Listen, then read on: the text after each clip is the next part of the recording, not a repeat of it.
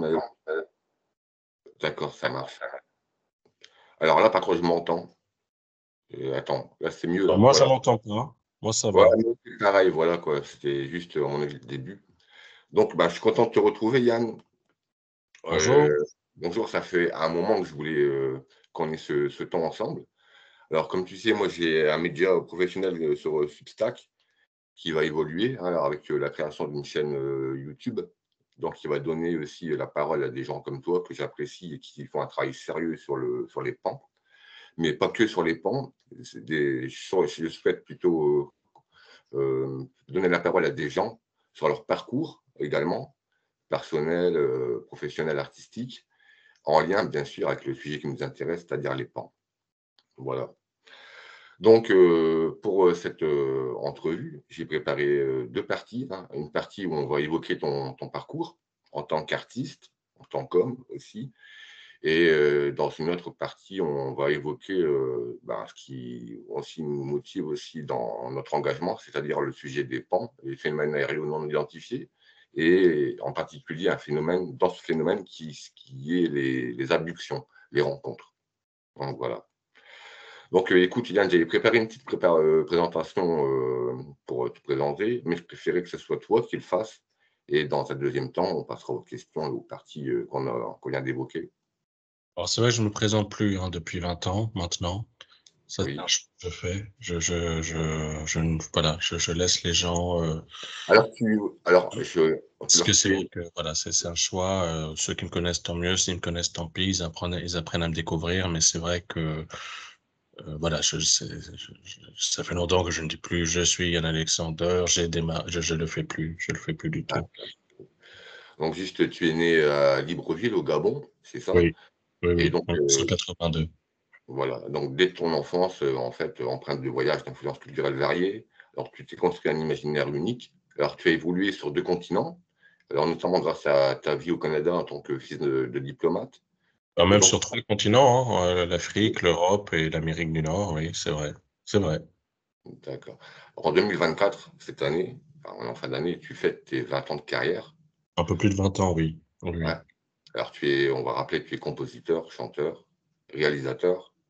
Tu as signé ou écrit des centaines de chansons qui tracent des genres avec, une élégance rare. Tes textes empreints de poésie et Merci. d'introspection, abordent des thématiques universelles comme l'amour, l'exil, la filiation, mais aussi des sujets un peu atypiques tels que les mystères des pans, hein, on pourrait appeler ça comme ça.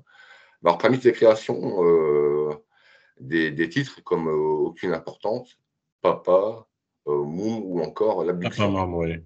Ouais, et donc là, cette année, tu as sorti un album qui Oui, porte un nom un peu rigolo, Ornithorynque, hein. oui, Alors c'est c'est ça. oui, et donc cet album, on mettra le lien, tout ça ensuite, hein, donc il est disponible, chez un label, c'est ça? En fait, bon, moi, je travaille avec la Lonine Publishing. D'ailleurs, il faut que je les appelle tout à l'heure. Ouais, Et puis, là, on a fait le choix, dans un premier temps, de mettre cet album uniquement disponible sur Bandcamp.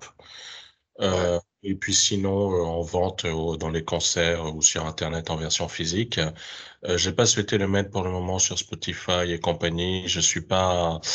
Il y a beaucoup de polémiques avec ces plateformes de streaming, sur la rémunération équitable des artistes et tout ça. oui, Je ne le souhaite pas pour le moment. Je le souhaite pas. Je me coupe peut-être, d'un public, c'est possible, et en même temps, je trouve qu'il y a une telle, nos chansons maintenant sont un peu, c'est un peu comme des entreprises vendues à la découpe. Alors c'est pas très drôle. Et puis, évidemment, il faut faire la promotion, il faut faire tout ça, mais on est dans une surenchère. Euh, je me souviens d'une interview de Pierre Lapointe, qui est un chanteur, québécois, qui était, oui, catastrophé parce qu'il avait fait 1 million de streams et il avait quoi, peut-être 1 000 euros, enfin 1 000 dollars canadiens, quelque chose comme ça, c'est des grosses sommes. équivalent à 1 million de streams. Et ça dit quelque chose de la dégradation de notre métier. Les gens, souvent, des fois, on me dit, ah, mais, vous chantez beaucoup, vous chantez beaucoup. Alors d'abord, je trouve que il y en a qui chantent plus que moi et qui font plus de dates. même si effectivement je tourne grosso modo, que ça soit en tête d'affiche ou en guest de qualité, c'est entre oui, oui, une quarantaine de dates, entre 40 et 50 dates par an. Oui, c'est ça. Entre 40 et 50 dates par an. Et, en France, pas qu'à Paris, c'est vrai, en France, en Belgique, en Suisse, en Allemagne. Mais pourquoi on fait ça? Si on fait ça, c'est pour compenser aussi le fait que les bénéfices des ventes de disques ont chuté, que le streaming ne rémunère pas à la hauteur des artistes. C'est pour ça aussi que l'artiste, quand il se consacre complètement à sa vie d'artiste, bah, il enchaîne les concerts, que ce soit. Bon, moi, je tombe très peu dans les festivals. On me demande pas dans les festivals. Donc, comme on me demande pas, j'y vais pas, ni en tant que spectateur. Mais parce que peut-être qu'on estime que j'ai pas un style qui permet de faire sauter les gens en pleine prestation, que j'ai pas un style qui est adapté peut-être à un public qui vient aussi qui vient voir l'ambiance avec les artistes, mais qui vient en bande de potes et pour boire aussi. Donc, c'est vrai que j'ai pas ce profil type d'artiste pour séduire des programmateurs de festivals. Mais mais c'est vrai quand même que effectivement, je peux dire par exemple qu'il y a certains mois où tous les week-ends je suis pris par des concerts, ça c'est sûr. Et là même encore le 24 décembre, donc l'après-midi, je vais chanter des chants de Noël dans une église à la demande donc à l'église Saint-Georges à Paris 8, à la demande de Bertrand Ferrier qui est organiste et guitariste aussi et qui m'avait déjà accompagné à la collégiale de Montmorency en septembre, je crois que c'était. Ça s'était super bien passé. Et donc, c'est vrai que finalement, euh, c'est même moi qui bloque certains. Là, par exemple, en janvier, on me proposait des rendez-vous, j'ai refusé parce que je ne peux pas tout faire non plus. Parce qu'il faut bien comprendre qu'on fait le concert, mais il y a aussi toute la promotion qui va avec, monopoliser une équipe, etc., etc. Et donc, il faut faire ça pour avoir ça.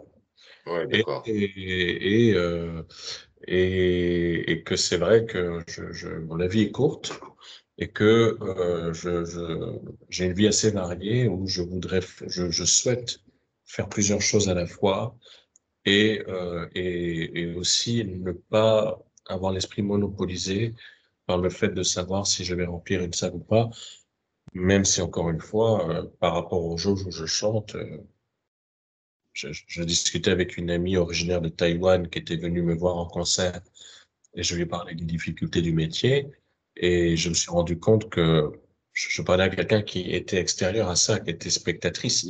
Elle me dit oui, ah, mais je comprenais pas tout ça parce que chaque fois que je viens te voir, c'est plein, c'est plein, c'est plein.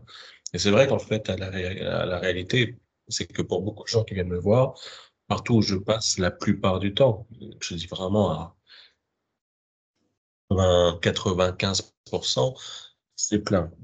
C'est plein. Les jauges sont pleines. Que la salle est 30 places, 50, 150 places, 200 places, 300 places. C'est plein. Il y a toujours du monde. Il y a toujours du monde. Parfois, il y en a des dates qui sont complètes.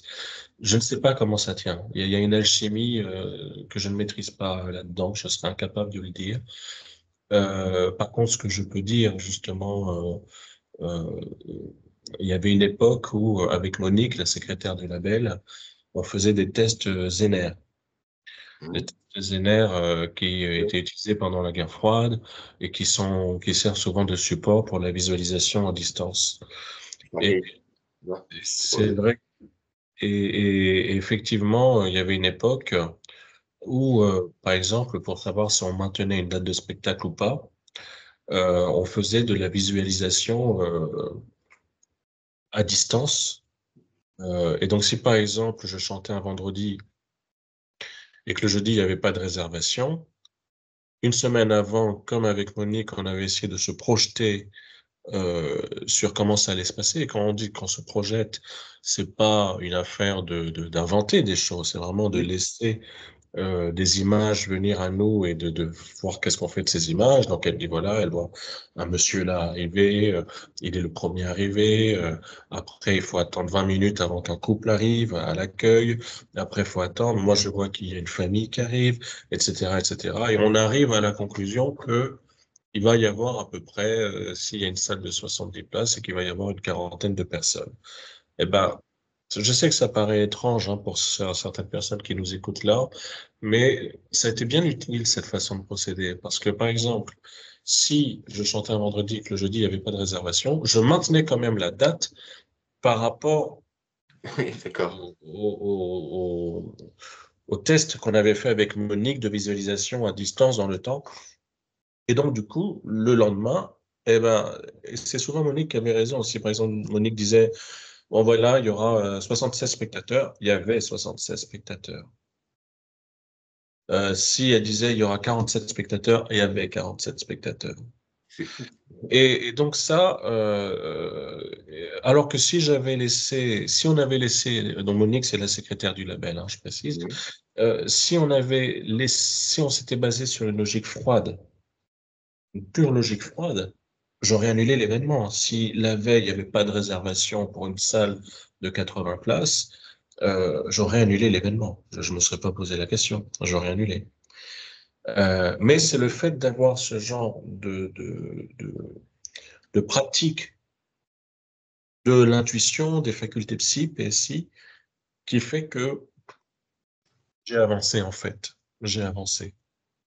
J'ai avancé parce que c'est vrai que ce que je fais, c'est pas des musiques urbaines, c'est pas des musiques actuelles. Je suis pas quelqu'un de branché. Je suis même pas on peut même pas me qualifier de chanteur indé à proprement parler. Je suis pas estampillé FIB, Télérama, France Inter. Je fais de la variété poétique, c'est tout. C'est la variété poétique. Et je ne m'en excuse pas. Mais ce n'est pas quelque chose qui est à la mode. Je pense que moi, c'est intemporel, mais pour beaucoup de gens, c'est pas à la mode. Et donc, il y a beaucoup de gens qui passent à côté de ça. Cela dit, il y a aussi des gens qui sont pas du tout. Il y a tout un public qui vient me voir qui est absolument pas branché chanson française, parce que ce qu'ils recherchent, c'est vraiment Yann Alexander, le côté particulier de Yann Alexander qu'ils recherchent. Ça veut pas dire que quand ils vont rentrer chez eux, ils vont se mettre à écouter, je sais pas moi, du Bernard Lavillier, du Vincent Delerme, du Jacques Brel, d'Anne Sylvestre. Ils en ont rien à faire. Ils vont écouter leur musique habituelle, salsa, rumba, techno et tout. Mais je ne sais pas, dans mon cas, c'est un peu une sorte d'exception qui confirme la règle chez certaines personnes, peut-être parce qu'il n'est pas question que de chansons, de jolis mots et de poésie, qu'il y a peut-être autre chose.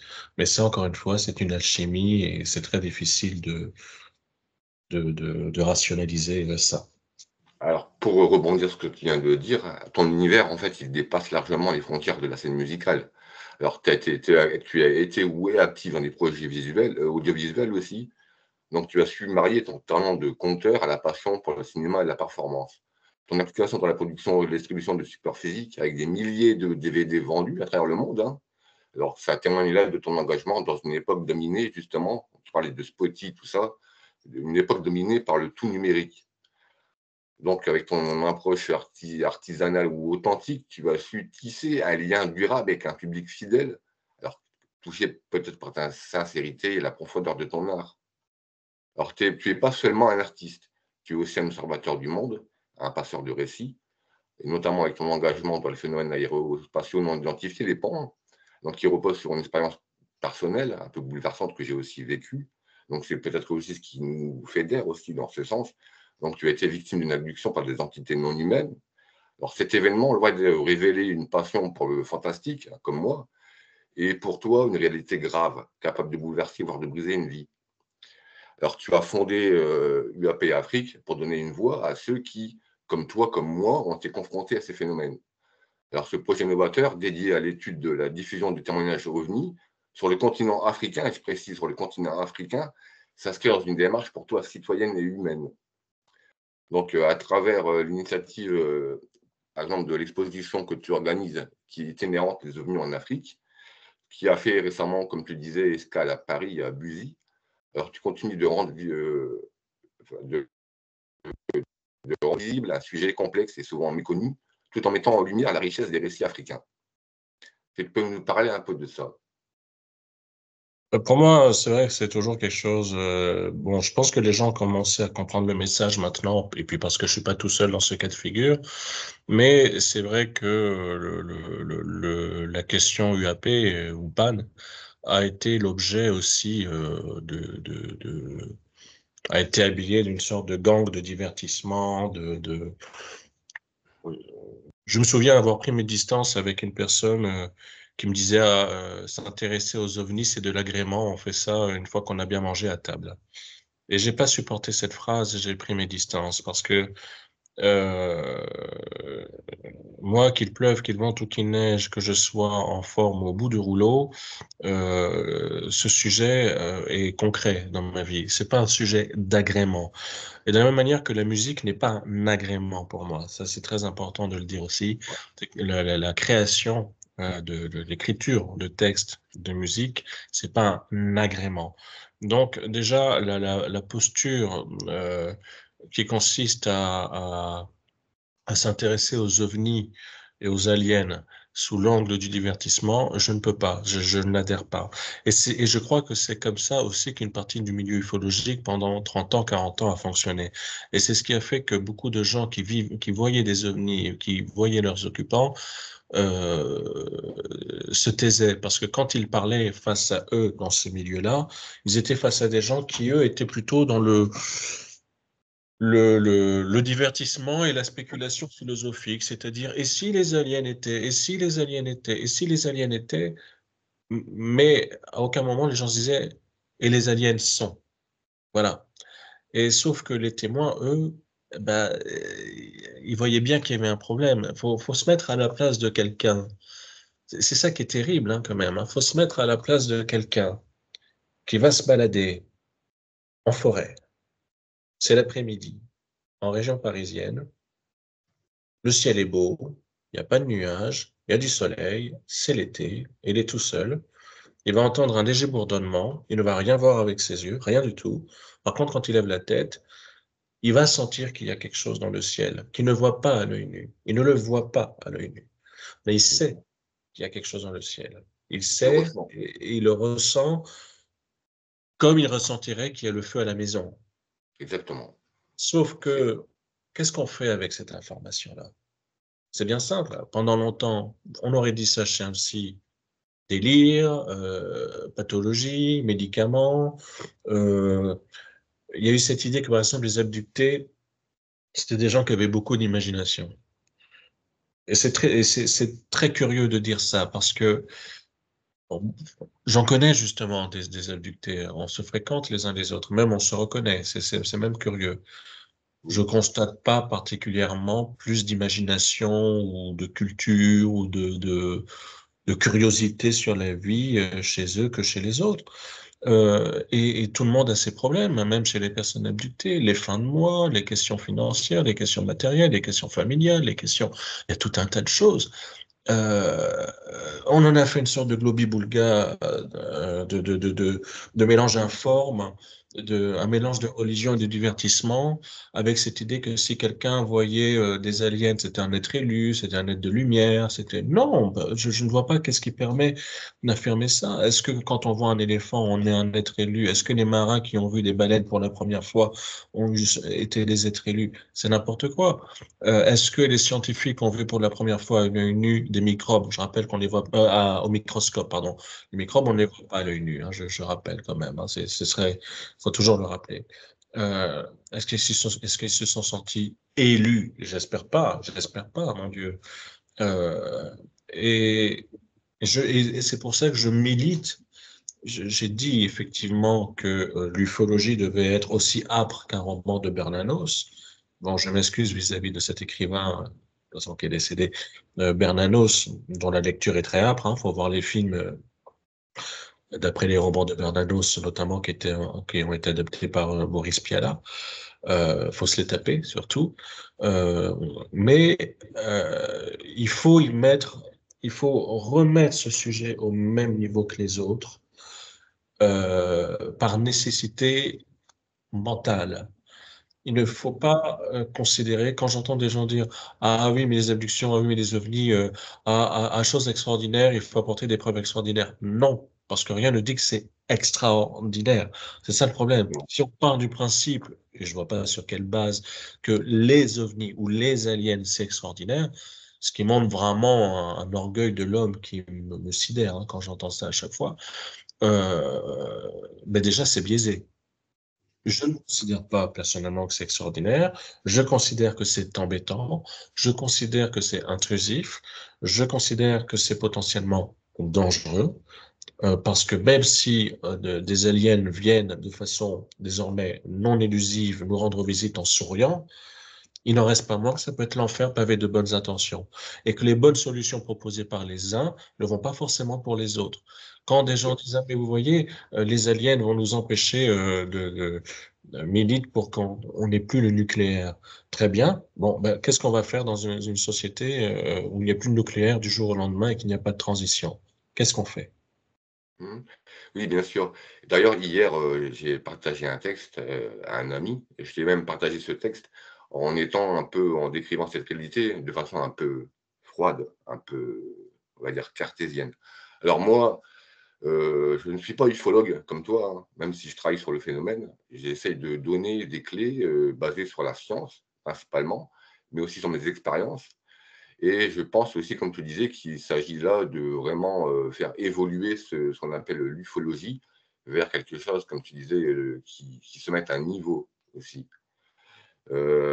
Alors, pour parler d'ufologie, dans ton clip, tu as tu as fait un clip, L'abduction, qui évoque justement des thèmes liés au pan. Donc, à quel point tes expériences ou ton intérêt pour ces phénomènes ont-ils influencé ta carrière artistique? Eh ben, pas tant que ça, finalement. Alors, que je m'explique bien. C'est Monique Cotier qui a réalisé l'abduction en 2018. Avec, donc j'y apparais, il y a le comédien guadeloupéen Claudie Corveau, d'origine guadeloupéenne, Claudie Corveau qui y apparaît aussi. Et d'ailleurs, on a fait une suite à ce clip en 2020 dans une version plus pop rock, Oui, euh, cette fois-ci avec la comédienne Sonia Derory. Donc il y a et il y a une version qui n'est pas de moi, mais qui est par une sorte de, enfin, qui est par un fan et qui a fait une sorte de version très conceptualisée, très artwork. Il s'appelle Polem. Cette chanson n'a pas été un tube en termes de vues, mais par contre, ce qui est sûr, c'est qu'elle a été une sorte de tube de scène et que elle a marqué beaucoup de gens. Moi, quand cette chanson est sortie, il y avait des gens qui avaient trouvé mon numéro de téléphone et qui m'appelaient à 3 heures du matin c'est vrai? Pour, te parler de ça? pour parler de cette chanson. Et je me suis et alors de façon exclusive 2 mois avant la sortie, 1 mois avant la sortie. Elle a été diffusée par le psychologue Nicolas Dumont dans le cadre d'un groupe de parole pour l'association Sero France en janvier 2018. Je crois que en face aussi, beaucoup de gens étaient perturbés, que ce soit dans le milieu ufologique ou le milieu artistique, les programmateurs radio, tout ça, parce que ce sujet était traité, je traitais ce sujet comme j'aurais traité d'autres sujets, c'est-à-dire sérieusement, pas à la légère, avec de la poésie, mais que je n'étais pas dans le fantasme, dans l'idée que ça n'existait pas. Je ne pouvais pas, c'était pas possible. Même si à l'époque, officiellement, je ne disais rien sur mon cas, par contre. Hein. Mais j'ai abordé ce sujet comme on aborde le fait d'être SDF ou d'avoir été violé. Pour moi, ce sujet, je l'abordais comme ça. Et donc, c'est peut-être pour ça que beaucoup de gens s'y sont reconnus. Et qu'on me parle souvent de cette chanson, même encore maintenant, euh, qui continue d'être écoutée quand même, qui continue d'être vue, qui est une référence pour beaucoup de gens, je vois sur Twitter que les gens relaient souvent cette chanson, relaient souvent le clip. Donc c'est une chanson qui a parlé à beaucoup de gens, qui continue de parler. Par contre, indépendant, alors, curieusement, l'un de mes premiers titres il y a 20 ans, ça s'appelle Alien Mother. D'accord. Donc peut-être que inconsciemment il y avait déjà quelque chose qui était là. et puis c'est vrai que j'ai toujours parlé de l'autre, de l'altérité dans tout mon répertoire depuis mes débuts. Hein. Mais pas de façon. Si on se tenait tous par la main et le monde irait bien. C'est pas ce genre de façon de faire qui m'anime. Par contre, là où je dirais que ça a eu un impact très négatif sur mon parcours, c'est que suite à l'observation de l'OVNI à Massy-Palaiseau fin 2013, donc il y a eu des nuits de cauchemars intenses, des douleurs dorsales, de la fatigue, une forme de dépression, et je suis tombé très très bas. Et d'ailleurs, Jeff, l'attaché de presse qui tient les registres de mes prestations, 2014, 2015, 2016 sont des années où je chante très peu au final. D'accord. Et Mais ça, bon, c'est pas moi, par hasard, parce que euh, j'essayais de comprendre, de lire sur le sujet, de comprendre ce qui se passait et de me dire, mais pourquoi moi je serais concerné? C'est vrai que j'avais déjà été confronté au paranormal, je ne l'avais pas caché avant, donc ça, j'étais même allé au château de Fougeray, mais j'ai commencé à comprendre après un rendez-vous avec un psy qui m'avait été recommandé par l'Institut Psychique de Paris. J'ai commencé à comprendre que ce que moi j'appelais paranormal dans ma vie avait peut-être plus de lien avec des consciences dites exogènes que avec le paranormal habituel dont on parlait. Et c'est vrai que je m'interrogeais souvent pourquoi. Alors, je vais pas voir hein, les films de science-fiction, tout ça, ça m'intéresse pas. Les Independence Day, tout ça, ça m'intéresse pas. Il y a très peu de films qui m'intéressent sur le sujet. Les films qui m'intéressent sont ceux qui sont le plus en rapport avec moi ce que j'ai vécu. Donc, je pense à Dark Skies, je pense à The Horse Girl, je pense à The Intruders, qui relate un peu la vie de John Mack, enfin une sorte de biographie un peu, une sorte de biopic de la vie de John Mack. Je pense à ça surtout. Euh, mais c'est vrai que euh, je ne comprenais pas pourquoi quand je voyais des images d'ovnis ou de choses comme ça me paraissait familier. oui, mais je pense qu'on connaît tous, en tant qu'adultes, un peu cette même expérience, je pense. Mais moi, ce que je tenais à souligner, c'est que témoigner comme toi, comme moi aussi, hein, à visage découvert, nous, on ne se cache pas derrière un pseudo ou alors une petite image d'alien, ou on prend vraiment un risque lorsqu'on témoigne, lorsqu'on parle de ces sujets, notamment lorsqu'on est un artiste, fils de diplomate aussi, comme toi. Moi, j'ai une longue carrière en tant que fonctionnaire dans la sécurité publique. Donc, prendre la parole et témoigner, c'est quelque chose déjà qui est important, je pense. Alors, quel que soit comment c'est perçu par notre milieu, par les gens en général, je pense que c'est quelque chose qui, oui, comme tu l'affirmes toi, c'est un devoir qui est un devoir citoyen. Et ce que je voulais dire aux gens qui nous écoutent, c'est que lorsqu'on fait ce genre de témoignage, c'est pas pour justement entretenir un mythe ou alors tomber dans le fantastique, mais c'est vraiment quelque chose qui nous coûte aussi en tant que personne et qui nous demande aussi de nous mettre à nu. Et ça, c'est quelque chose qui est important. Et toi, est-ce que, alors, outre mesure, est-ce que ça a causé des freins dans ta carrière, enfin, dans ta vie personnelle, enfin, au-delà de ça, Mais dans dans la vie ton... personnelle, enfin ma vie de façon générale, personnelle ou professionnelle, oui, clairement, parce que c'est ça donc on ne dit pas dans les groupes de parole de personnes abductées, que ce soit au CERO, à MUFON ou dans d'autres groupes dans le monde, ça c'est quelque chose qui revient souvent, c'est-à-dire pourquoi chercher un travail, pourquoi se battre pour du boulot dodo, pourquoi, et le danger effectivement, c'est de se retrouver dans une forme ultra violente de précarité. Euh, très très compliqué. C'est quelque chose dont c'est vrai que c'est quelque chose dont on a mis en avant des cas comme Betty et Barney Hill, etc. et tout, mais on a moins parlé de tous ces gens qui divorcent après avoir vu des ovnis, des gens à qui on retire la garde des enfants. Ça, c'est arrivé souvent, des gens qui se suicident. C'est un sujet tellement tabou, tellement malaisant, tellement particulier. Euh, mais certaines personnes qui connaissent mal le sujet euh, considèrent par exemple que les gens qui disent qu'ils sont butés, c'est des gens plutôt de la bonne bourgeoisie, qui sont un peu dilettantes et qui s'ennuient et qui pour pallier l'ennui s'inventent ce genre de choses. Non, non, croyez-moi, quand vous allez dans des groupes de parole, vous avez de tous les profils sociaux. Ils ont autre chose à faire que s'inventer ça. Par contre, mais on les repère assez vite, ceux-là. Évidemment, il y a des gens, alors on a plusieurs types de profils aussi qui sont particuliers. Alors déjà, il y a les mythomanes, ça existe, hein, quand même, hein, ça existe partout. Donc, il n'y a pas de raison que ça existe dans le milieu artistique, hein, les mythomanes, hein. Donc, il n'y a pas de raison que ça n'existe pas dans ce milieu-là. Mais, on les repère assez vite, par rapport notamment à certaines phrases. Quand quelqu'un qui se dit abducté dit, on ne saura jamais.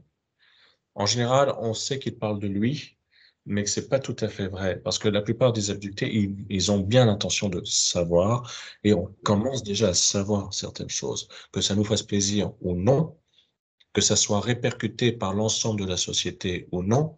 Il y a des éléments qui commencent à arriver et qui font sens à travers le monde, d'où l'intérêt de mon travail aussi sur l'Afrique. On se rend compte qu'il y a des mêmes modes opératoires, des mêmes symboliques, des mêmes archétypes, les petits gris, la chouette, le temps manquant, tout ça, ça existe en Afrique aussi, et ça existe aussi bien dans des villages que dans des faubourgs populaires.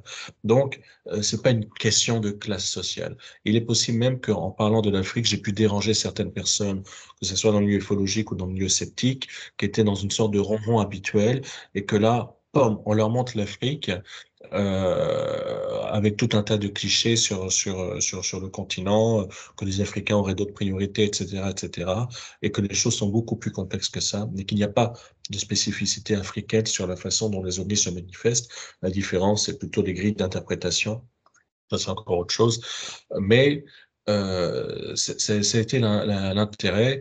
Je vous assure que quand vous discutez avec des Africains en pleine dictature gabonaise, parce que moi, quand j'ai publié la question des avenues en Afrique centrale, il faut savoir que Ali Bongo était encore au pouvoir et il y avait une chute, c'était horrible, une dégradation économique à un niveau qu'on n'imagine même pas pour un pays qui était plus riche que le Portugal dans les années 70.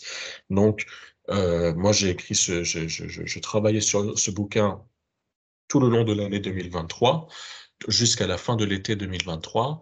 J'ai fini ce bouquin avant le coup d'État d'Ali Bongo, qui a été chassé du pouvoir par le général Brice Oligui Nguema, qui est désormais notre président au Gabon.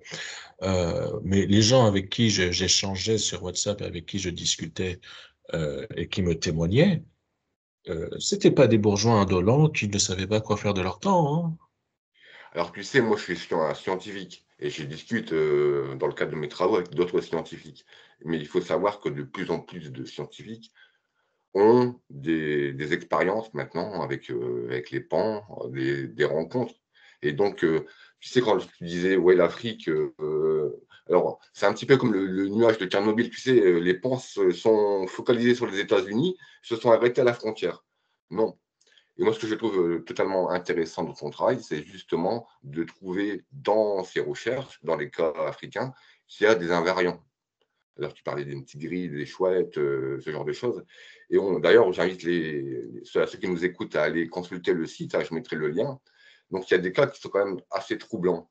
Et dans le continent africain, et on trouve, oui, ces invariants comme l'intérêt des pans pour les sites, enfin, les mines d'uranium ou alors Oui, tu vois, oui, ah ben l'immobilier. oui, mais c'est pareil, c'est ça qui est incroyable. Jonathan Ginet, à qui on doit qui est vraiment le spécialiste français de la vague de 54, la vague d'OVNI de 54, qui n'est toujours pas enseignée dans les livres d'histoire. Bon, pendant longtemps, on a cru que cette vague ne concernait que la France et dans une moindre mesure l'Europe de l'Ouest. Et maintenant, au fur et à mesure que des données remontent et qu'elles sont numérisées, on s'aperçoit qu'elle a touché le Maroc, la Côte d'Ivoire, la Centrafrique, etc., etc. Et Jonathan Genet lui-même a pu répertorier quelques cas en Afrique, et on doit l'inviter sur la chaîne UAP Afrique justement pour parler de cette fameuse vague de 54 qui dans le fond était mondiale. Voilà, c'est surtout ça qu'on va s'apercevoir, c'est qu'elle était mondiale. Mais effectivement, euh, il y a beaucoup de scientifiques qui n'ont plus peur de parler, parce qu'il y a aussi un intérêt pour la recherche, parce qu'il y a certains pays où il y a aussi des gens qui mettent de l'argent en jeu. Je pense à Avi Loeb à l'université d'Harvard, avec le Galileo Project. Je pense à la Sun Foundation avec Gary Nolan. Il y a des gens qui mettent la main au porte-monnaie. Et même pour UAP Afrique, il y a des gens qui ont commencé à s'intéresser, y compris en Afrique, quand ils ont vu que UAP Afrique, c'était quelque chose de très sérieux, que c'était pas, et que on était plus proche en termes d'approche d'une sorte de think tank, d'institut de pensée et d'études que d'un énième site d'information. L'objet du happyafrique.com, c'est pas de mettre en ligne à chaque fois que des gens observaient des ovnis, parce que ce serait répétitif. Comme je l'ai dit, on voit des similitudes entre l'Afrique et les autres continents. Par contre, c'est comment interpréter ça. On a par exemple eu un très bon article sur UAP Afrique sur des avions mystiques qui sont observés au Cameroun. Alors, toute la phénoménologie, toute la façon dont ça se passe ressemble exactement à une histoire d'OVNI, mais pour les gens du coin, c'est de la sorcellerie. Certains disent qu'il y a un rapport avec les pratiques de sorcellerie des Pygmées. Au passage, il y a un peu de préjugés de la part des Bantous sur les Pygmées, mais bon. Mais ils ne font pas de rapprochement. Il n'empêche que ces avions mystiques ont créé des pannes sur des centrales électriques. Oui, Et donc, c'est toujours la même histoire. C'est-à-dire que, quel que soit l'endroit, on retrouve vraiment les mêmes lignes. Alors, évidemment, on peut pas. Alors, je suis sûr que à la centrale nucléaire de Koeberg, dans la région du Cap, en Afrique du Sud, il y a dû avoir des survols, où il y a eu des trucs, mais on n'a pas de données pour le moment, en tout cas de données enregistrées publiques. Mais je suis sûr qu'il y a eu, c'est pas possible. Il y a eu des survols régulièrement au-dessus de mines d'uranium, y compris et de gisements d'uranium y compris au Gabon. Je vois pas pourquoi en Afrique du Sud, il n'y aurait rien eu à proximité de la centrale de Koeberg.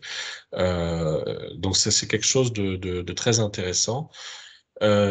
Maintenant, je crois que ce qui est perturbant, bon, déjà c'est perturbant pour ceux qui le vivent, celles et ceux qui le vivent.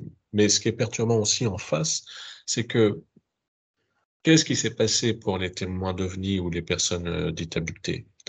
Elles ont été confrontées pendant quelques minutes de leur vie à une autre réalité. Mais cette autre réalité qui se fiche éperdument de comment nous vivons dans cette réalité-là. il n'y a pas de Donc, on se particulier. retrouve avec cette idée qu'il y a une autre réalité ou d'autres réalités possibles, mais il faut quand même faire le métro boulot dodo pour gagner sa vie. Et puis, il faut voir la famille le dimanche parce que tu comprends, un tel a préparé un gigot, machin truc, etc. C'est terrible, mais c'est ça la réalité de notre vie en tant qu'être humain, c'est-à-dire mettre les sous de côté pour le mariage de tel, il faut penser à l'enterrement de l'autre, tous les us et coutumes de nos sociétés, les cycles de nos sociétés. Et en fait, la personne abductée, quand elle vit ce genre de choses, comme quelqu'un qui revient d'une expérience de mort imminente après la mort, enfin, oui, c'est une near-death Une- experience, une NDE, quand il revient de là, eh bien, il se dit, mais à quoi ça sert tout ça? À quoi? Tu perds le goût de la vie. Enfin, je ne sais pas, C'est- mais dans tous les À endroits, tu quoi perds la ça vie. sert d'entretenir tout un tas d'habitudes? Et ça a un impact même sur les rendez-vous familiaux. Moi, je peux voir mes parents tout le long de l'année. Le Noël, je ne vais pas les passer avec mes parents. Il y a plein de choses que je n'ai plus envie de faire. Je n'ai pas envie. Il paraît que le Nouvel An, faut faire quelque chose avec les amis. Mais non, j'ai pas envie. Je peux tout à fait rester là où je suis seul, sans voir personne. Ça me va. Il n'y a aucun problème. Alors, je dis pas qu'il faut être abducté pour en arriver là. Je dis simplement que les personnes abductées ont plus tendance à ça, ou alors à se retrouver entre abductés. Mais c'est pareil, les gens s'imaginent que quand on se retrouve entre abductés, on entretient du délire mutuel, mais pas du tout. Quand on se retrouve entre abductés, on parle de choses banales de la vie. C'est simplement que nous savons qui sont les uns les autres et qu'il y a des choses, on n'a pas besoin de faire de pédagogie sur ce sujet. C'est tout. C'est la seule chose, en fait. Mais quand je rends visite, des fois, il m'arrive de dormir chez des personnes abductées un peu à travers la France. Tu vois, il y a beaucoup de bonheur de se retrouver, énormément de bonheur de se retrouver. J'étais à Pau en mars dernier, il y a énormément de bonheur, mais Mais il faut pas croire qu'on est autour d'une table en train de recréer un groupe de parole à chaque fois sur, sur le sujet. Par contre, on est extrêmement sensible à certaines choses et on capte très vite certaines choses. Et entre nous, on n'a pas besoin de dire certaines choses parce qu'on est tout de suite extrêmement sensible à certains détails, à certaines ambiances, à certaines atmosphères. Et si quelqu'un nous dit, ben, j'ai l'impression qu'il y avait un objet dans le ciel, mais j'ai rien vu, c'est pas moi qui vais lui dire, mais mon coco, tu délires. C'est pas moi qui vais lui dire ça. Voilà. Maintenant, il n'y a pas besoin d'aliens pour rendre sa vie intéressante. Il n'y a pas besoin d'extraterrestres pour rendre sa vie intéressante. Moi, ma vie, elle est intéressante parce que j'en fais, c'est-à-dire la poésie, la chanson poétisée. C'est ça qui est intéressant pour moi. C'est le spectacle vivant. C'est ça qui m'anime. Il y a des gens que j'aime, j'ai un fils, etc. Bon, voilà, c'est ça qui est intéressant pour moi. Mais on peut tout à fait avoir une vie intéressante sans parler des aliens. Et oui, quand tu parles de ça, ça me touche parce que en fait, quand tu disais que quelquefois entre abductés, les gens se comprennent, et ça je le perçois parce que et c'est souvent sous un aspect, enfin des aspects qui sont un petit peu poignants, parce qu'il faut savoir que certains d'entre nous développent des problèmes de santé lors de ces expériences. Alors Beaucoup. moi j'ai des troubles neurologiques graves parce que j'ai pas été abducté une seule fois, mais depuis mon enfance. Et donc, quelquefois, lorsqu'on se retrouve entre abductés, justement, il y a aussi cette sensibilité, cette compréhension de l'autre. Et je pense que c'est quelque part, au-delà de cette expérience qui est terrible, c'est quelque part peut-être une chance aussi d'avoir développé aussi cette cohésion entre nous et pouvoir en parler. Alors, ça rend pas notre vie plus intéressante, comme tu le disais, et qu'on a aussi des prérogatives dans la vie, mais je pense que ça peut aider beaucoup de personnes. Alors moi, je suis assez, enthousiaste dans le sens où je vois des médias qui sortent, par exemple, comme Les Ailleurs, cette série documentaire en 6 Ouais, parties, mais qui c'est est très très beau, ça. qui était très beau. Et moi, j'étais vraiment très, très, très ému par le parcours de ces gens très différents aussi. Donc ça, déjà, et aussi un travail en France qui est aussi remarquable, dans ce domaine avec le Céro. Donc le Céro, c'est vraiment une structure qui est unique, qui est même pas unique, non seulement en France, mais aussi dans le monde. On peut dire ça aussi comme ça. Alors, peut-être dans sa façon de fonctionner, il y a quelque chose de très particulier qui est observé, on le sait maintenant, par d'autres associations dans le monde, que ce soit aux Pays-Bas, en Corée du Sud, au Royaume-Uni. Ça commence euh, disons que la façon de fonctionner du cerveau, qui est très finalement, qui est très cartésienne, qu'on le dise, qu'on le veuille ou non, c'est-à-dire des psychologues assermentés, diplômés d'État, accompagnent des gens. Ils sont pas là pour, même si chacun a ses convictions évidemment, mais ils sont pas là pour dire si Madame Traoré ou Monsieur Dupont a bien vu un martien dans sa chambre ou au-dessus de la voiture dans la campagne. Mais par contre, ils sont là pour permettre aux gens de faire sens de ce qu'ils ont vécu et leur permettre de ne pas être déconnectés du tissu social. Oui. Et, et c'est ça qui est intéressant. C'est puisque les pouvoirs publics ne sont pas capables de répondre à ça, parce que les pouvoirs publics sont déjà débordés sur tout un tas d'autres sujets, et que pour des raisons culturelles, idéologiques, religieuses parfois, ou matérialistes, ce sujet peine à exister, il faut bien accompagner ces gens. Je rappelle quand même que euh, le principe du groupe de parole, d'ailleurs, n'est pas réservé aux personnes abductées. Un groupe de parole où des gens peuvent se libérer, on le voit dans toutes les communautés. Il y a des groupes de parole dans les communautés africaines, il y a des groupes de parole dans les communautés antillaises, il y a des groupes de parole spécialement non inclusifs pour des femmes des femmes qui se disent racisées. Ça fait beaucoup de polémiques parce que c'est facile hein, maintenant. On fait de la polémique pour tout parce que ça excluait les hommes, ça excluait des blancs. Oui, mais parce que il y a un moment donné où la parole doit être voilà, libérée sans entrave dans un groupe de parole. Si vous avez quelqu'un qui est un peu extérieur à ça, peut-être que vous allez vous auto-censurer. Or, le but, c'est pas d'autocensure. Le but, c'est que les gens parlent et qu'ils parlent et qu'ensuite ils continuent leur vie. C'est ça qui compte. C'est pas de s'auto-censurer tout le temps. C'est pas une vie de s'auto-censurer tout le temps. En fait, grosso modo, on demanderait aux gens de raser les murs. On demanderait aux gens de se taire. On demanderait aux gens de faire semblant que. Heureusement qu'il y a des groupes de parole pour les femmes, pour les alcooliques, pour les hommes, pour les homos, pour les trans, pour tout ce qu'on veut, pour les malades du sida, pour les malades de la sclérose en plaques, pour les malades, voilà, pour des gens qui vivent, pour les gens qui ont vécu des expériences de mort imminente. Il y a des groupes de parole pour ça. Donc, heureusement qu'il y a un groupe de parole comme ceux de Serre France. Je sais qu'il y a une sorte de mise en place aussi via Éric Barouillet de MUFON France avec le soutien de Jacques Charot, et c'est très très bien. Il y a une très bonne entente entre les deux, hein. Il n'y a pas de souci de ce côté-là. Et donc, c'est très très bien qu'il y ait des groupes de parole, et des groupes de parole avec des gens qui savent égayer les groupes de parole. Pas des mouvements crypto-religieux, pas des mouvements sectaires. C'est ça aussi le problème, c'est que euh, bon, ils sont bien gentils, les mouvements un peu idéologiques, qui ont des sortes de doxa, qui parlent d'être de lumière et tout. Mais ça répond pas à la problématique de certaines personnes abductées. Vous n'allez pas aider forcément quelqu'un qui a vécu des choses énormes en lui disant qu'il est un être élu et qu'il rejoint la confrérie des élus pour accueillir le frère galactique.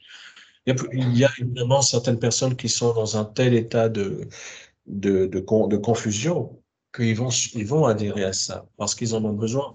Puis en plus, c'est facile parce que je sais pas si, alors je connais pas bien les fameux cercles galactiques qui sont derrière les grandes conférences à Limoges et compagnie. Mais j'ai eu l'occasion, par contre, d'aller dans des lieux évangéliques d'assister et d'aider un collègue qui faisait un concert dans un temple de scientologie. Mais tout le monde vous sourit. Tout le monde, il y a une chaleur incroyable. Vous croyez que vous êtes aimé, croyez que on vous attend, vous croyez à ça. Et donc, je pense que des gens qui sont un peu fragiles, ils se trouvent une communauté et ils sont heureux. Et puis, à un moment donné, le vernis se craquelle. Moi, j'ai plein d'histoires de gens qui ne veulent plus avoir affaire à ces cercles dont on parle, que ça soit évangélique, que ça soit scientologue, que ça soit galactique, parce qu'ils ont l'impression de s'être fait avoir. Alors, tu dis que ces gens-là sont gentils. Alors moi, je dirais que non, parce que tu sais que moi, j'écris beaucoup sur ces sujets-là, et moi, je suis Attention, j'ai engagé. dit que c'était une apparence. Oui, oui, d'accord, oui. Ah, d'accord, oui. Voilà. Alors, moi, je Oui, suis oui. engagé sur ce sujet-là, qui est la lutte contre tout ce qui est toutes les formes de sectes, hein, tous les mouvements sectaires. Et je pense que les mouvements sectaires ufologiques ont de plus en plus de visibilité déjà, et sont de plus en plus mis en avant même par les médias d'une certaine façon. Alors, Et je trouve ça très oui, dangereux. alors, ils sont très dangereux, comme tout mouvement qui fonctionne sur une doxa et qui prétend, enfin, qui ne prend pas en compte le libre de la personne. C'est ça le danger, c'est plutôt ça le danger. Mais encore une fois, si c'est des adultes qui viennent et qui décident de payer 180 euros pour intégrer ces cercles, libre à eux. Le problème, je dirais que, bon, mis à part C8 avec l'autre gars que je citerai pas, qui leur a fait de la pub, euh, je pense pas qu'ils aient eu l'influence qu'ils auraient voulu avoir parce que beaucoup de choses changent. Par contre, ce qui est intéressant, c'est que quand on a eu de plus en plus d'informations dans l'espace public, comme il y a eu de plus en plus de prise de conscience de ce sujet par tout un ensemble de médias et une partie de la société, Oui, ils se sont mis en avant davantage c'est un peu, comment on appelle ça? C'est un peu chien enragé qui mord. C'est-à-dire que euh, ils sentent bien qu'il y a quelque chose qui se passe et ils ne pourront plus avoir prise. C'est-à-dire qu'une forme de vérité va arriver, est en train d'arriver. Et cette vérité, elle n'en a rien à faire des dogmes. c'est clair. C'est Elle clair. n'en a rien Alors, à faire des dogmes. Cette vérité, elle est complexe, elle est brutale, elle est peut-être même froide. Elle n'a mondial. aucun rapport avec les dogmes. Et donc, du coup, ces mouvements qui fonctionnent sur le dogme, ils ont tout intérêt maintenant à sortir du bois et à Oui, essayer oui. de faire Continue. fonctionner à plein la machine à Ouais. cash et la machine à ego, parce que ça va peut-être pas durer. Et c'est Je- ça.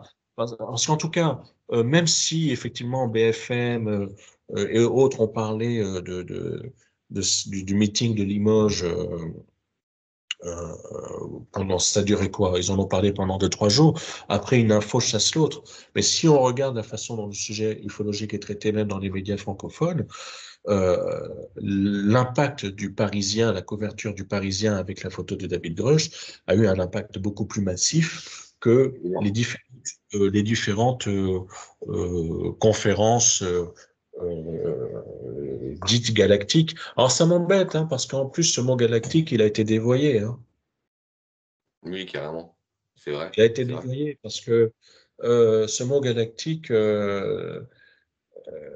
en soi, c'est un mot assez simple. Ça veut dire, quand on parle de fédération galactique ou de choses comme ça, euh, bon, ça peut paraître un peu fiction, ça peut paraître tout ce qu'on veut, mais dès les années 50, il y avait des chercheurs qui avaient des infos comme quoi il y avait tout un ensemble de peuples, de groupements autour de notre planète, dans l'atmosphère immédiate de notre planète, et puis beaucoup plus loin, et c'est ça qui s'appelait les galactiques.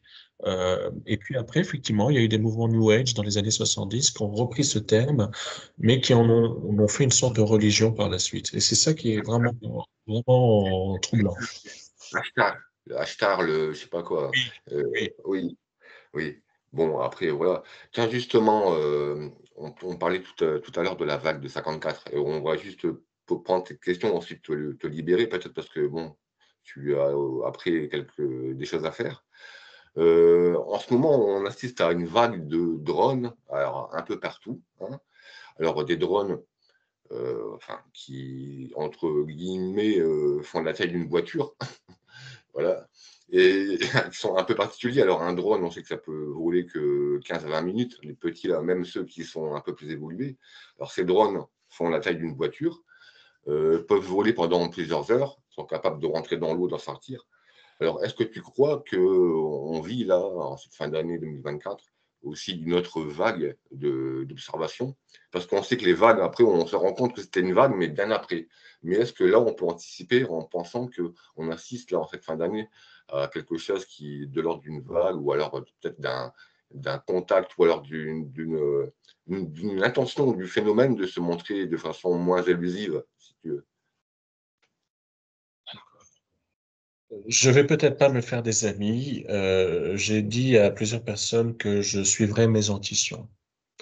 Parce que chaque fois que j'ai refusé de suivre mes intuitions, je me suis gouré. Et quand je suivais mes intuitions et que j'évitais de céder au brouhaha ambiant, alors les choses me donnaient raison. La situation me donnait raison. Euh, c'est comme ça. Je n'en tire aucune fierté. Je parle de choses. Et attention, l'intuition, c'est pas une science. Et c'est pas une science exacte. Donc, je peux me tromper aussi. L'intuition peut être trompeuse. N'empêche que depuis septembre dernier, euh, alors, il y avait l'idée dans beaucoup de milieux ufologiques à travers le monde que quelque chose se passe vers 2027, la période 2027-2030. Mais je sais pas pourquoi, et j'en discutais avec d'autres personnes dans le même cas de figure que moi, donc on va dire abductés, qui sentaient que il va se passer des choses avant. En J'en lien avais avec des parlé. survols, en lien avec des vagues d'objets qui survolent des endroits. C'était vraiment quelque chose de physique, de très prégnant. Mais je me heurtais un peu face à des murs en ce qu'on me disait, oui, mais non, c'est 2027, oui, mais non, c'est 2030, non, non, mais les gouvernements ont prévu ceci, ont prévu cela, ont prévu ceci. Alors d'abord, je ne sais pas comment, je ne sais pas sur quelle base. Et puis, j'ai toujours dit, par contre, depuis le début, celui qui décide au final, C'est eux? c'est pas nous. Ah oui. Donc, moi, je veux bien qu'on dise, il y a encore des gens qui sont en train d'attendre désespérément que Trump, le sauveur, fasse quelque chose. Peut-être qu'il dira des choses, peut-être qu'il fera des choses. Je penche plutôt pour Robert Kennedy Jr. d'ailleurs, mais faut quand même, faut être prudent avec ces histoires. Il y a, je pense, un facteur exogène en cause. Oui, clairement. Je le pense. Et que tout le reste, c'est une sorte de l'habillage. D'ailleurs, à chaque fois, ça marche pas. Ils ont d'abord essayé de nous faire le coup avec les Russes, mais l'argument est contrebalancé. En tout cas, pour le New Jersey, c'est contrebalancé. Après, on a essayé de faire avec les Iraniens. On a sorti des Iraniens, on ne sait pas pourquoi. Après, c'est les Chinois. Mais on s'aperçoit a priori que c'est ni les Russes, ni les Chinois, ni les Iraniens. Alors maintenant, il y a cette idée que ce sont des groupes non étatiques, mais il faudrait qu'ils aient vraiment des milliards de dollars pour pouvoir faire ce qu'ils font. Il faut pas l'oublier. Alors peut-être. Maintenant, on peut tout à fait penser à une forme de collusion entre des groupes non étatiques. Ou voir des groupes. Alors certains appellent ça l'état profond, mais ça c'est vraiment quelque chose de très. C'est une vision un peu, c'est de la vision, vous savez, très complotiste des choses. Mais on peut tout à fait penser à une sorte de balai, alors peut-être de jeu de dupes, en tout cas de balai entre des groupes humains et quelque chose d'exogène. En tout cas, c'est quelque chose qui ne doit plus être écarté. Euh, on sait aussi le côté mimétique de certains Oui, objets. alors, Voilà. oui, j'allais- D'autres choses aussi. Alors moi, ce qui me surprend beaucoup dans toute cette histoire, c'est que ça, toute la phénoménologie ovni est respectée. Quand il passe au-dessus d'une voiture, la voiture cale. Au-dessus des maisons, il y a des baisses du courant. Et j'attends impatiemment le moment. Je crois que ça va être qu'une question de temps pour qu'on ait des gens qui vont dire qu'ils ont eu des visites dans leur chambre. Voilà. Dans les zones du New Jersey. Si ça se trouve, c'est déjà le cas sur des réseaux Twitter, des gens parlent. Ça, ce sera moins audible pour CNN ou New York Times dans un premier temps. Je constate quand même que cette vague de drones, si les médias avaient fait leur boulot, s'ils avaient couvert efficacement les auditions du 13 novembre, et s'ils avaient lu et qu'ils avaient couvert efficacement le bouquin de Louis Elizondo, on a là quand même l'impression d'un alignement des astres, un enchaînement des événements, le Bon, bouquin de remarque, Louis Elizondo qui sort, les auditions du 13 novembre et cette vague de Drovni, si on veut, qui est très perturbante. J'ai un cousin qui vit dans le Bronx et qui lui-même va cette semaine, il achète alors lui, il n'en a pas vu des drones, mais lui-même alors il est plutôt ouvert d'esprit, mais il est dans le concret de la vie, donc il n'avait pas capté au début les informations, mais là, c'est-à-dire qu'on en parle tellement que les gens commencent à en parler. Alors, il n'y a pas de mouvement de panique hein, pour le moment. Il y a des gens qui paniquent, il y a des gens qui ont peur, il y a des gens qui sont pas rassurés, mais il n'y a pas de mouvement de panique. Pour le moment, il n'y ouais. a pas, parce que les vicissitudes de la vie matérielle, familiale, etc., font que pour le moment, il n'y a pas ça. Comme quand le Covid s'est déclenché en Chine, il n'y a pas eu de mouvement de panique dans toute la Chine. C'était vraiment dans la région concernée. Donc, il faut beaucoup de paliers pour arriver à une situation où toute une société est en mode panique. Et ça aussi, il faut faire attention. C'est pareil, les gens qui disent oui, divulgation, divulgation. Ouais, mais il faut pouvoir l'assumer, hein, quand le voisin panique ou quand vos proches paniquent, il faut l'assumer, ça. Les États, bon, ben, on a les gouvernements qu'on mérite, mais le gouvernement doit gérer la société de façon à ce qu'il y ait une forme d'harmonie collective. C'est-à-dire que, euh, qu'on ne tue pas son voisin dès qu'il passe la tondeuse à gazon. Alors, imaginez la question des ovnis, ils n'ont pas d'intérêt particulièrement à créer une panique, sauf si on écoute effectivement certains mouvements pour déclencher le reset, le fameux reset, l'asservissement des peuples, etc., etc. Bon. Je crois que c'est surestimer l'intelligence aussi de ceux qui nous gouvernent des fois. Euh, je suis très bon, j'ai eu des informations, certaines informations dont je ne souhaite pas parler pour le moment, certainement pas en public. J'ai eu des très longues heures de discussion avec certains contacts en Amérique du Nord. Euh, je pense qu'il va falloir s'accrocher dans les 2 ans qui viennent, oui, je pense, parce qu'il y a quelque chose qui se passe, mais bon, voilà, je dis toujours que peut-être je me trompe, voilà, mais quand je dis peut-être je me trompe, c'est une façon de me protéger. Mais je suis quand même très surpris. Tout ce qui se passe là correspond exactement à ce que nous disions dans les groupes de parole entre adultés. Dire la chronologie des choses, des événements, tout ce qui se passe, c'est quelque chose qui ne cesse de m'impressionner, pas de me surprendre, de m'impressionner, de me dire mais qu'est-ce qu'on a capté? Parce que maintenant, alors, je ne sais pas si les gens qui nous regardent le savent, mais on a moins d'interactions avec des êtres ces dernières années. Les gens ont davantage de messages télépathiques Oui. qui leur arrivent. Et même nous, les abductés, en fait, on peut ressentir ce genre de Voilà. messages de plus en plus. Voilà, c'est ça qu'il y a. Et c'est plutôt ça qu'il y a, Mais, c'est des messages télépathiques à n'importe quelle heure de la journée, de la nuit. Des rêves très particuliers qui sont peut-être pas des rêves aussi, des intuitions, des flashs, mais des choses qui sont extérieures à la personne et viennent se greffer sur la psyché de la personne.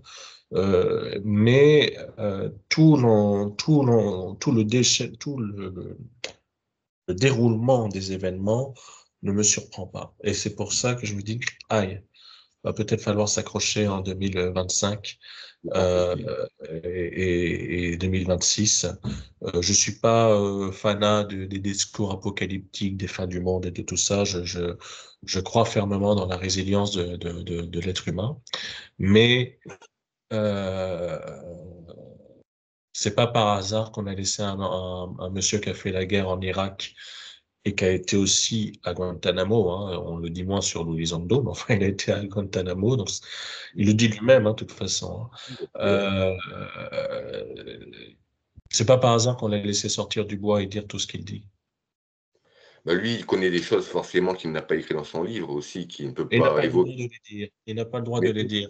Alors, c'est intéressant parce que la posture maintenant, je le vois bien avec les ovnis, là, enfin, avec les drovnis, pardon. Que ce soit sur Louis Elizondo, sur les Drovni, on voit déjà tout l'argumentaire de certains qui consiste à dire que Louis Elizondo est un désinformateur, David Hirosh est un désinformateur, puis c'est les Américains, et puis c'est l'OTAN, etc. Et ça a été l'intérêt de faire le travail sur l'Afrique, où beaucoup de choses qui se passent en Afrique, Louis Elizondo pourrait en parler. D'ailleurs, il évoque brièvement le cas du Congo en 1952 dans son bouquin. Mais ce qu'il faut retenir, c'est pas uniquement le contenu du bouquin qu'il faut retenir chez Louis Elizondo, c'est le titre, Imminente. imminent. C'est ça qu'il faut dire. C'est ça. Et ce bouquin sort un an après la prise de parole de David Grush. Et un peu avant les auditions du 13 novembre dernier, Tout à fait. et et ces prises de parole qui précèdent justement cette vague de Drovni dans laquelle on est plein dedans, quoi, en fait. Donc, comme tu disais, les événements s'enchaînent. Alors peut-être que le phénomène, lui, a conscience de ça et qu'il est justement essaye de, comment dire, d'évoluer dans son mode de représentation pour nous préparer justement à cette chose qui est imminente et que, à mon avis, ils endossaient ça. Mais on ne sera Et pas, honnêtement, moi, mon interrogation, je suis pas très optimiste là-dessus. De toute façon, on ne sera pas préparé, qu'on le veuille ou non, non, collectivement, parce que même collectivement, je veux dire, faut imaginer comment des gens ne supportent pas et crient déjà au wokisme dès que des femmes revendiquent leurs droits dans l'espace public. Je veux dire, je vois pas comment dans ce type de société, et c'est ça d'ailleurs qui était très étonnant dans une partie du milieu ufologique, pendant longtemps, qui était très masculin, très hétéro, très blanc. Ils étaient très mal à l'aise, hein. Ils sont très mal à l'aise, hein, avec les nouvelles générations dans l'ufologie, hein. il Alors, je était ne me aussi, considère pas ufologue, mais bon, il y a pire déshonneur que de se faire traiter d'ufologue, donc c'est pas grave.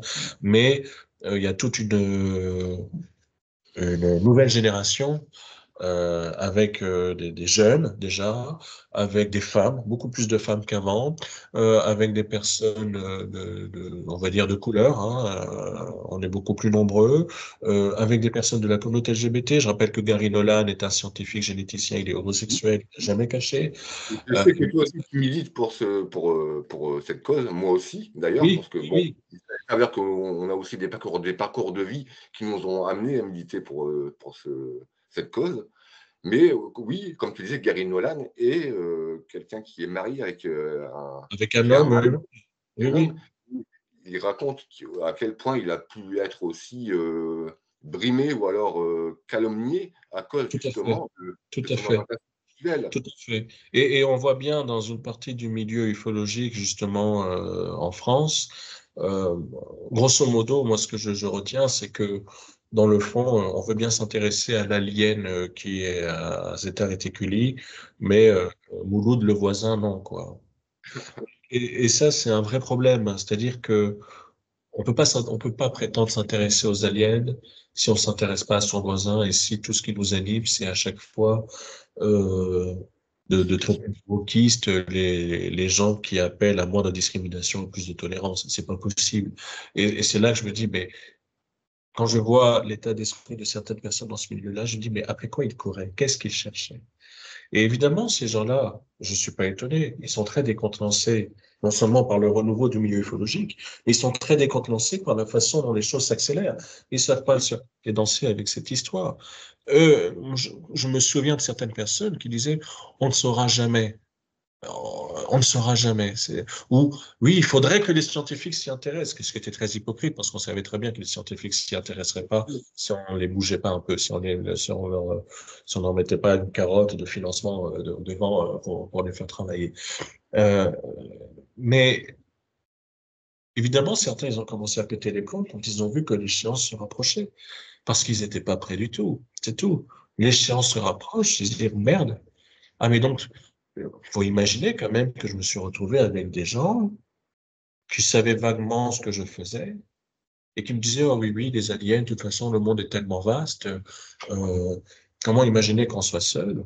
Mais c'est une phrase bateau de sortir ça. N'empêche que quand il y a eu le colloque à la Sorbonne organisé par Sarah Wittnheim et que ça s'est su parce que les médias en ont parlé, euh, j'ai plusieurs personnes comme ça qui m'ont écrit sur WhatsApp en disant, les mêmes personnes qui me disaient, bon, on sait jamais pourquoi on serait seul dans l'univers, et là, elles me disent, ah, mais c'est sérieux, cette histoire d'OVNI. Et là, je dis, waouh, je parle pas de quelqu'un qui n'a pas dit une seule fois que c'était pas possible. Je parle de gens qui sont dans le truc très abstrait. Et comme disait le colonel Knell, je crois, hein, qui a témoigné il y a quelques mois, là, il disait, tant que c'est abstrait pour les gens, ça va. Mais quand c'est concret, là, c'est une autre paire de manches. C'est facile, ça coûte rien. Quand Nathalie Cabrol dit oui, c'est impossible que nous soyons seuls dans l'univers, ça coûte rien de le dire, ça. Parce que personne sur la planète, dans l'état immédiat, va aller à l'autre bout de la galaxie. Donc, c'est pas grave. C'est pas la même chose quand on dit qu'il y a des choses d'autres réalités et d'autres mondes qui viennent nous rendre visite. C'est pas la même chose. Et surtout, ça voudra dire aussi que beaucoup de gens devront se dédier. Ça voudra dire qu'on s'est moqué de gens qui disaient avoir vu des aliens, mais ça fera bizarre. Les gens vont se dire, mais pourquoi on s'est moqué de lui? Voilà, nouveau Pourquoi on s'est paradigme. moqué de lui? Les gens vont aussi comprendre que peut-être que notre conscience est beaucoup plus large qu'on ne le pense, que les gens vont peut-être se dire, mais merde, alors, donc peut-être que mon corps n'est qu'un corps, mais qu'il y a peut-être que c'est une sorte de coffre. Ça va faire quelque chose de très, ça commence déjà d'ailleurs, hein, ça perturbe déjà pas mal de gens, on le dit pas beaucoup pour le moment, mais euh, ça fait beaucoup de choses dans la tête. Et si on rajoute par-dessus le contrat social, les filtres culturels, les filtres religieux, honnêtement, je ne vois pas comment on est prêt par rapport à ce qui va se passer. Et- Alors, peut-être que les choses vont mieux se passer. Baptiste Riscourt de Sentinel News dit que les gens vont, une fois qu'ils prennent l'information, il y a la vie matérielle qui reprend. C'était pas faux avec le Covid, hein.